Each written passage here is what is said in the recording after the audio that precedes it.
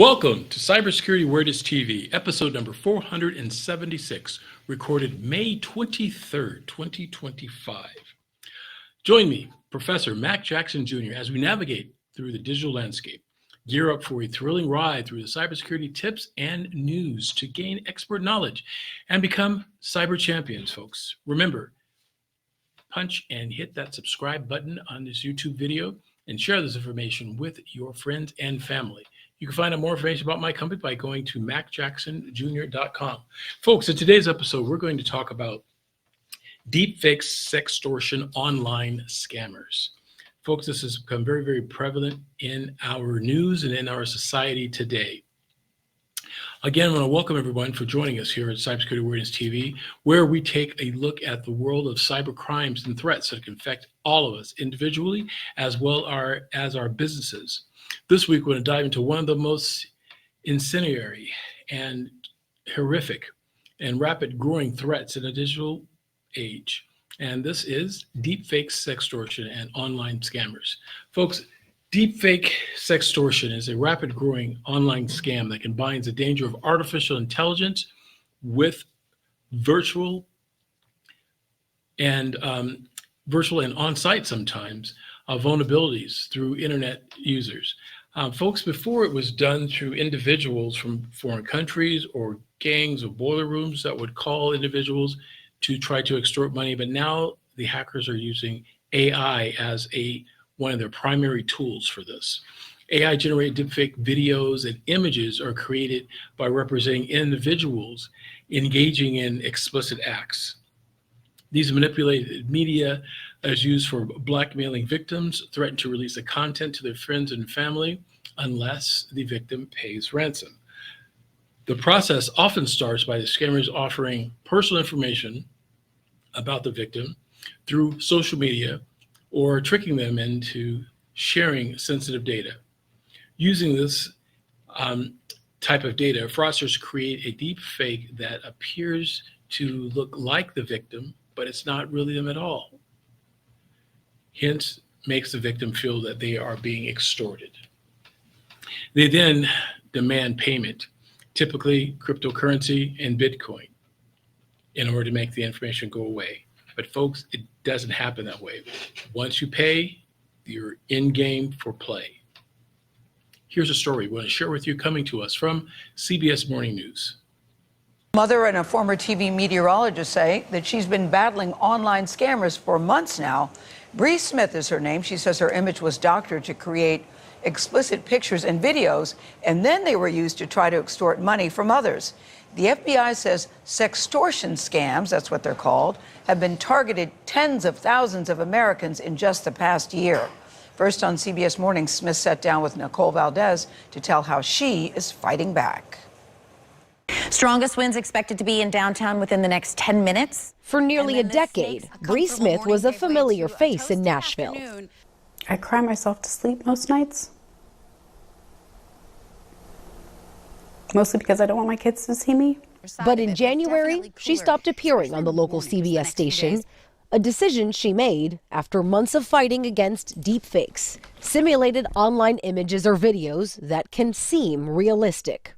When did you first realize that there was something Wrong. happening? Yeah, I got an email from someone saying, Bree, I think you should know that there's an impersonator.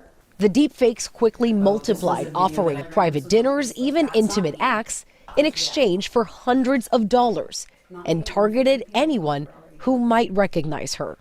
This is a Google sheet, only a week old, and in a week, there are 24, and I don't catch all of them. 24 different accounts? Mm-hmm. Yes, dear, it is me. It is really me. I hope. She showed us this video, which was fabricated to portray her saying something she didn't. I mean, you're basically taking someone's identity, you're weaponizing them. According to the FBI, more than 50,000 people were victims of sextortion last year.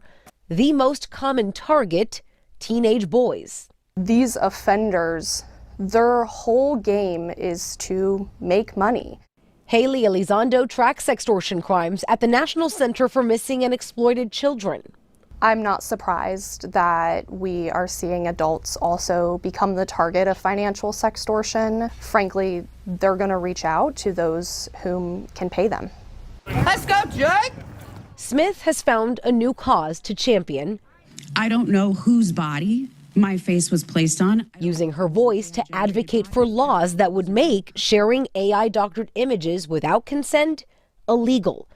A bill Smith backed in the Tennessee Senate passed last week. These imposters are trying to take my story, and my story is mine. This is my life.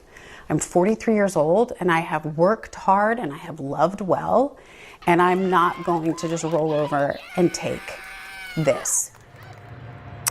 And look, while it's tough to prevent this scam entirely from happening to you, officials say the most important thing to do if you think you're a victim is to report it. Good news is change is coming nationally. A bill known as the Take It Down bill just passed Congress this week. It would criminalize making deepfakes and so-called revenge porn. Tony? Nicole, thank you very much. Appreciate it. I mean, if Congress can get their act together, it sounds like they need to take action. That video that we saw there was so realistic. It looked real. Yes. Yeah. Even the way it was shot. But I think it's great, as hard as it is for her. I think it's great she's speaking up. Yeah. I hope that most people won't speak up because you'll be too embarrassed. Right. It's so great that she's speaking up. Yeah. That's mortifying what happened to her. Yeah, And it wrong. absolutely is. It really is. You go, Bree. Yes. Nicole, thank you again. Folks, the FBI and other governmental agencies around the world are warning about the increase of this type of cybercrime, utilizing AI and conducting these sophisticated sextortion scams.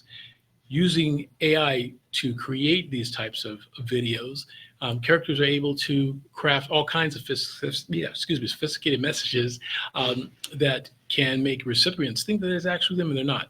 So what we're suggesting to do is to make sure that you understand this crime and tell friends and family. Folks, this type of crime affects more than just an individual. It affects individuals of all ages, including as young as 8 years old in some cases. Here's another story I'd like to share with you, coming to us from ABC 27 News. It is a social media scam out of Africa, but it's taking young lives in Pennsylvania. State police are so alarmed, they reach out to our Dennis Owens to spread the word about sextortion that has been fatal. The posts mostly come from Nigeria, mostly targeting teen boys. That are posing as young females, getting young males here to send photos. Compromising, sometimes sexually suggestive pictures or videos. And what they're doing is getting those photos and then threatening to sell them on the dark web. They're threatening to make them public, that their friends and family, classmates and so forth see what they've done. They demand money that teens typically don't have. Fearing shame and ridicule, a disturbing number in PA have taken their own lives. We've had people throw themselves in front of vehicles. We've had people jump from high places. The shame and stigma that comes along with that sextortion scam, people are ashamed of that, so sometimes they're willing to kill themselves. Govan Martin is executive director of the Suicide Prevention Alliance. He lost his brother to suicide at 16 and says talking to kids is key. If someone's in a scam, they need to tell somebody immediately. They need to tell their parents. They need to tell law enforcement so that they can get connected. State police agree. They want everyone to know those attractive online photos from unknowns likely hide an ugly reality. But if you fall for it, you're caught up in a scam, police want to help you and prosecute them. This guy's on state police's cyber unit. We're hiding his identity. You have a victim child who is afraid to come forward and say anything because they have a fear that they're going to be in trouble with their parents or the law, which is what these predators are telling them. And the truth is, we are not prosecuting children in these cases. They are the victim. Really what we're looking for, we want parents to have a conversation with their teenagers. They need to know that this is out there, that it's growing, that it's a growing concern. We need to proactively address this and see if we can lessen those numbers or eliminate it. The National Center for Missing and Exploited Children has lots of information on these topics and resources for parents. We've got a link to its website on our website, abc27.com. At State Police Headquarters, I'm Dennis Owens. As you can see, folks, the FBI and other internet crime complaint units have received thousands and thousands of complaints of these deepfakes sextortions, not only affecting individuals, but it also causes a widespread harm to family, relationships, and businesses. Victims experience sophisticated threats. They go through anxiety and shame because of these personal images and videos that are now can be shared to them with the public. In some extreme cases, emotional torn that leads to serious consequences that people have hurt themselves or take themselves out because of this. This highlights the emerging threat that we as a society must work together in protecting individuals and victims against this type of crime. In addition, folks, the psychological effects, deepfake extortion has a serious impact, a legal impact as well. Many countries have stated that they've recognized this type of deepfake crime, and they are working together with other states, collaborating internationally to combat against this type of crime.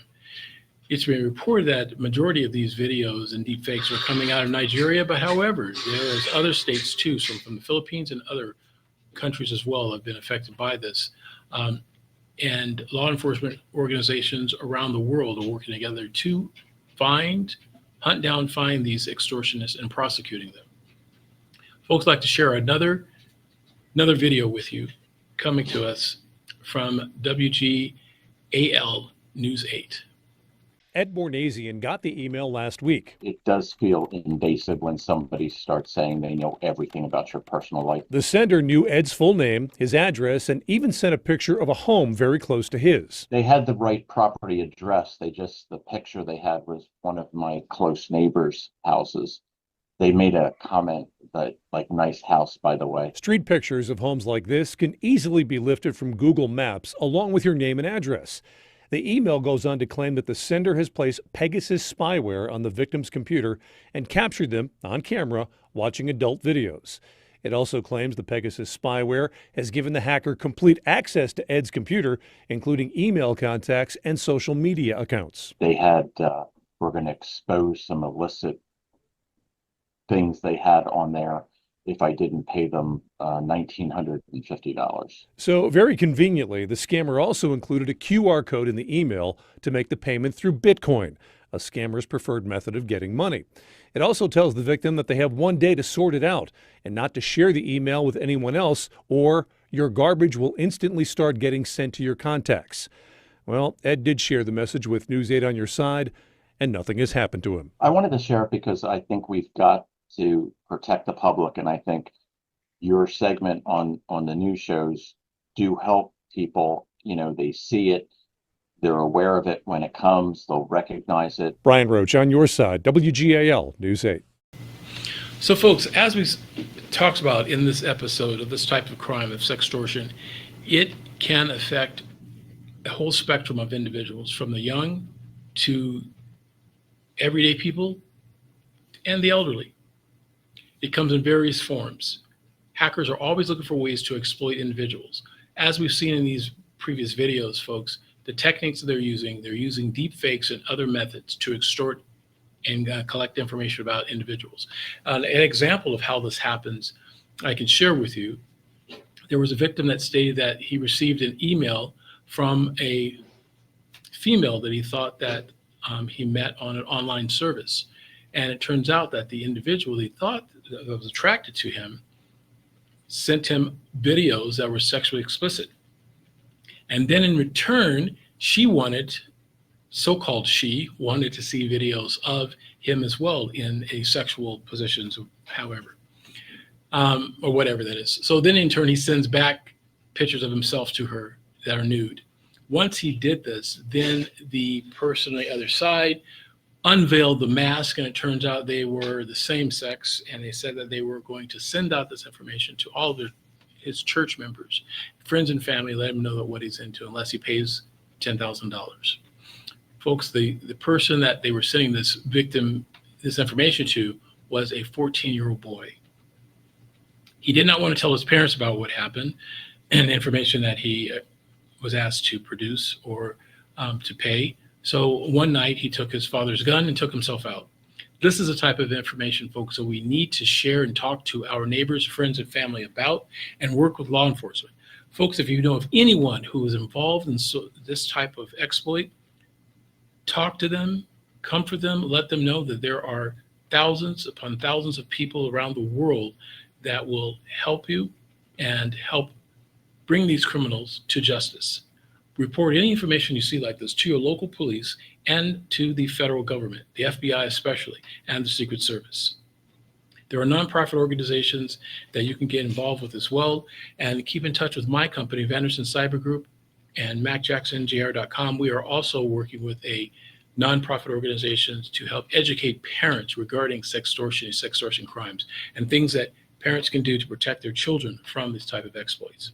To find out more information, again, folks, you can go to my website at MacJacksonJR.com, sign up for my newsletter, and definitely stay in touch for our next upcoming event we call Hacking the Human.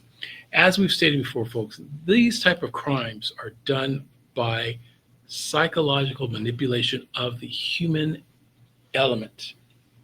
We as individuals, as humans, are exposed to these types of exploits. Hackers are not necessarily writing code anymore to break into systems. They're actually using the human element of our kindness and our morality to get our personal identifiable information and to exploit us. But we can fight back, and we can fight back by having a well-trained army of individuals that understand these types of threats and that can report them and expose these types of cyber criminals online. Let's stay resilient, folks. Let's stay sophisticated, and let's keep these channels open. Report what you see. This is Mac Jackson for Cybersecurity Awareness TV. We will see you next week. Thank you.